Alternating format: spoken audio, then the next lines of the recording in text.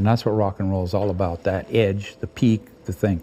And this song's about rock and roll. Neil Young never tried to make his music perfect.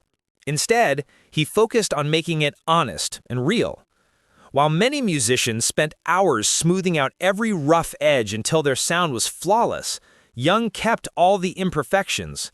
He embraced the scratches, the cracks, and the rawness that made music feel alive.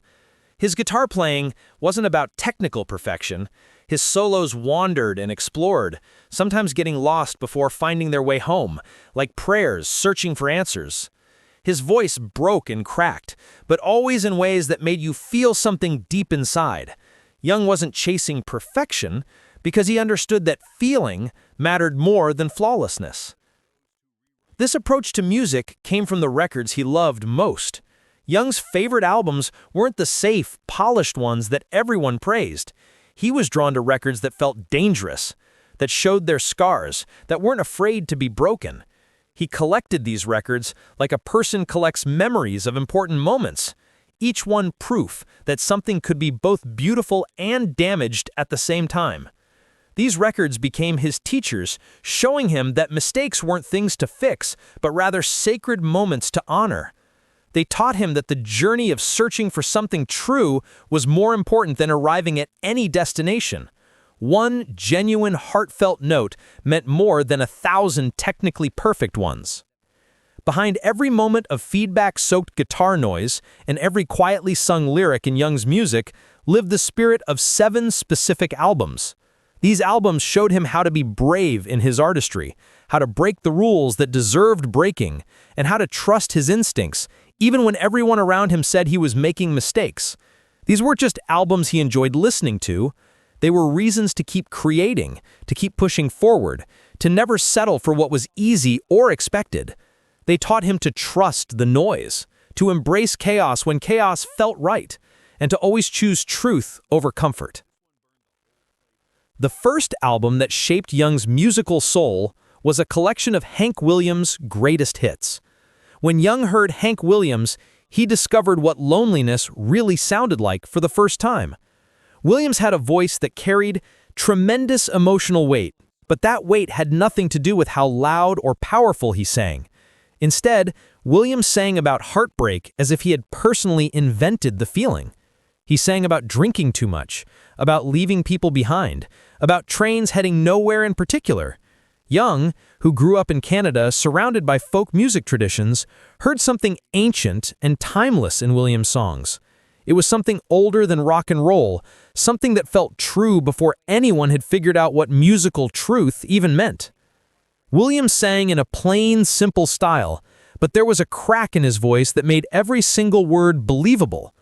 Young learned from this that pain doesn't need to be complicated or dressed up in fancy language. You just say it directly and let it hurt whoever is listening. What really destroyed Young emotionally was Williams' complete honesty. There were no clever metaphors to hide behind, no studio tricks to cover up the rawness. It was just a man with a guitar expressing feelings too large to keep bottled up inside. Williams died tragically young at only 29 years old, burned out from living too hard. But his songs achieved immortality because they told the truth, without flinching. Young carried this lesson throughout his entire career. He refused to make things prettier than they were. He wouldn't sand down the rough edges. He let people hear the breaking in his voice because that breaking was where the truth lived. Later in his career, when Young wrote songs about feeling helpless or sang about how only love can break your heart, Hank Williams was there in spirit, standing right behind him, teaching him that country music and rock and roll both came from the exact same source, the human heart in moments when it simply cannot lie anymore. The second album that changed Young's path was Bob Dylan's The Freewheelin' Bob Dylan. Young heard Dylan and suddenly realized that words and songs could be weapons for change. This album came out in 1963 and sounded completely different from everything else on the radio. Dylan sang like he genuinely didn't care whether you liked his voice or not. His singing was sharp and nasal, completely unique to him, impossible to mistake for anyone else. He wrote songs that asked difficult questions and then moved on without waiting around for comfortable answers. Young was still a teenager at the time, playing in various Canadian bands, but this album showed him that music could matter in ways that went far beyond just getting people to dance. Dylan didn't sing beautifully in the traditional sense. He sang because what he had to say was necessary. Young heard that quality and knew immediately that he had found an important teacher, someone who proved you didn't need a perfect voice to have something vital to communicate. What really hit Young hardest was Dylan's courage. He stood completely alone with just an acoustic guitar and challenged everything around him.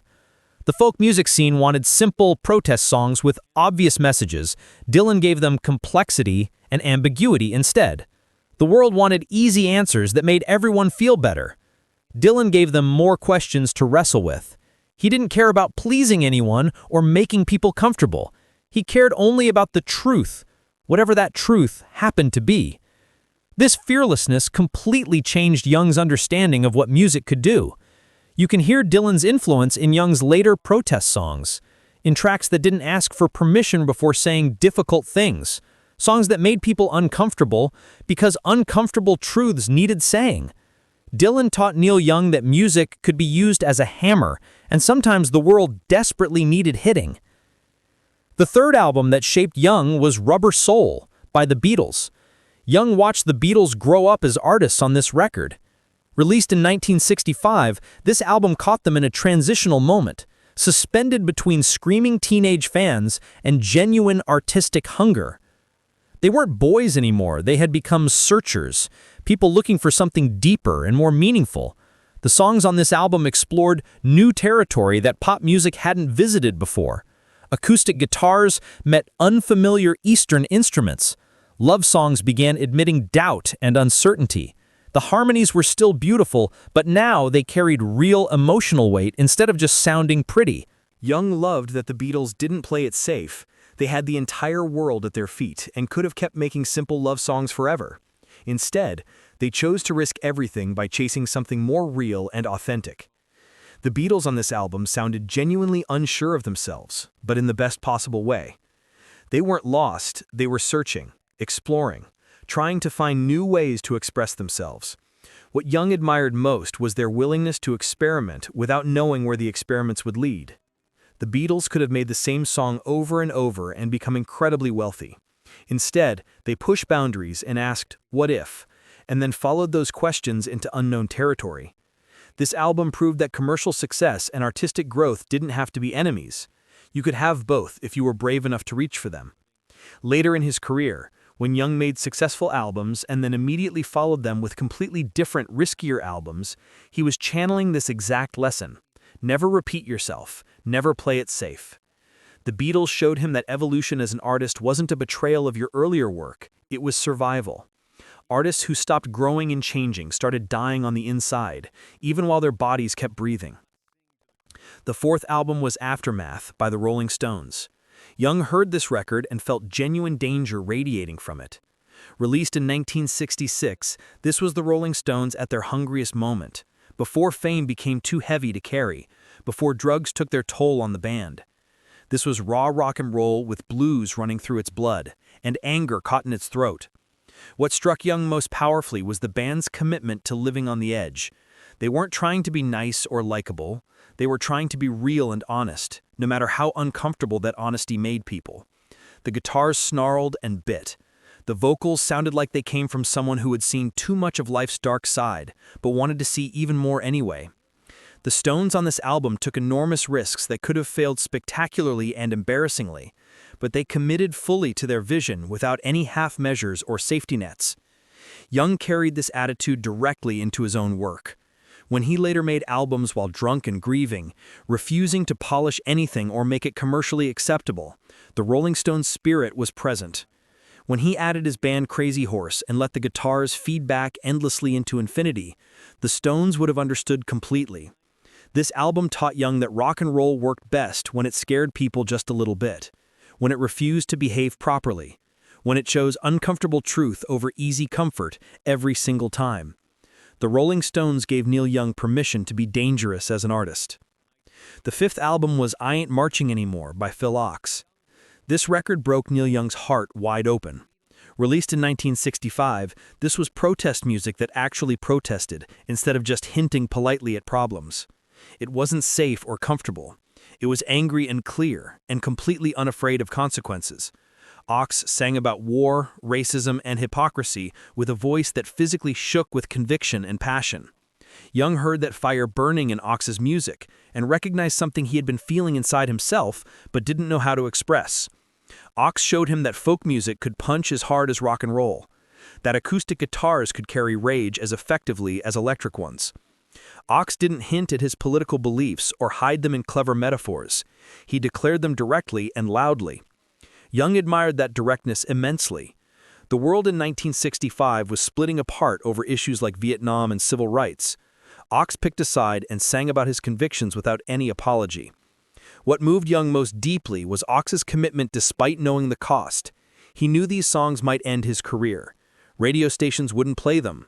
Parents wouldn't approve of them. He sang them anyway because staying silent felt worse than facing consequences. Young learned from that courage. Later in his career, when he wrote protest songs about specific events like the Kent State shootings, he was channeling Ox's spirit directly. Phil Ox showed Neil Young that artists had responsibilities beyond just entertaining people. When the world was burning, you didn't hum pretty melodies and pretend everything was fine. You grabbed your guitar and pointed directly at the fire, forcing people to look at what they wanted to ignore. The sixth album was Electric Ladyland by Jimi Hendrix. This record completely freed Neil Young's understanding of what a guitar could do. Released in 1968, it exploded every existing rule about guitar playing. Hendrix didn't just play the instrument in conventional ways. He channeled lightning through it, making his guitar scream, weep, whisper, and roar, sometimes all within the same song. Young heard those sounds and realized he had been holding himself unnecessarily. The guitar wasn't meant to be tamed and controlled. It was meant to be unleashed and allowed to speak its own wild language. Hendrix used the recording studio itself as an instrument, not just a place to capture performances. Feedback wasn't a mistake to be avoided. It was music to be embraced. Distortion wasn't just noise. It was a conversation between the guitarist and the amplifier. Young listened carefully and learned that perfection was completely overrated. Feeling was everything that mattered. What changed Young forever was Hendrix's absolute freedom. He didn't care about playing correctly according to someone else's rules. He cared about playing honestly from his heart. Sometimes that meant beautiful melodies. Sometimes that meant controlled chaos that seemed to have no structure. Hendrix followed the sound wherever it wanted to lead him and trusted himself completely. Young took that lesson and ran with it throughout his entire career. Every extended jam session that seemed to go nowhere and everywhere simultaneously. Every distorted solo that made audiences uncomfortable. Every moment he chose rawness over refinement. Hendrix's spirit gave him permission. This album taught Young that the guitar could be a voice completely unto itself, that sometimes you communicated more by abandoning words entirely and just letting the amplifier speak directly to people's souls. The seventh and final album that shaped Neil Young was his own band's first record, Buffalo Springfield. Young chose this album not out of ego or self-importance, but out of pure truth. This album came out in 1966 and captured something Young would spend his entire career trying to recapture. It froze in time that magical moment when five musicians found something special together, before fame complicated everything, before success pulled them in different directions, before they fully understood what they were becoming. They were just young men playing music that mattered deeply to them. Nothing more, nothing less than that. The album was messy and uneven, but completely alive in ways that polished records never achieve. Young loved it specifically for those flaws because they proved the music was real, made by actual humans rather than machines or formulas. What made this album sacred to Young was what it represented beyond just the songs themselves. It represented possibility and potential.